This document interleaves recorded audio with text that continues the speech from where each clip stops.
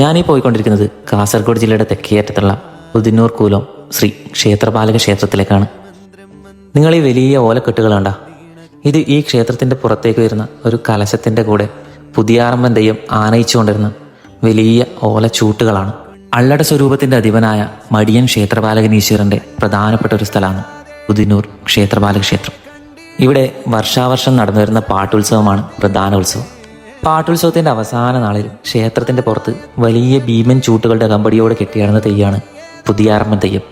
ഈ വലിയ ഓലച്ചൂട്ടിനിടയിൽ ബാല്യക്കാരുടെ ആർപ്പുവിളികൾക്കിടയിലൂടെ ഓടി നടക്കുന്ന ഈ പുതിയാറമ്മൻ തെയ്യം പണ്ട് കോലസ്വരൂപവും അല്ലട സ്വരൂപവും തമ്മിലുള്ള യുദ്ധത്തിനിടയിൽ വീരമൃത്യു വരിച്ച യോദ്ധാവിൻ്റെ ദൈവക്കരുവാണെന്നാണ് ഐതിഹ്യം. ഇത്രയും വലിയ ചൂട്ടുകളോടുകൂടിയുള്ള തെയ്യം നിങ്ങൾ വേറെ എവിടെയെങ്കിലും കണ്ടിട്ടുണ്ടെങ്കിൽ ജസ്റ്റ് ഒന്ന് കമൻറ്റ് ചെയ്യണേ.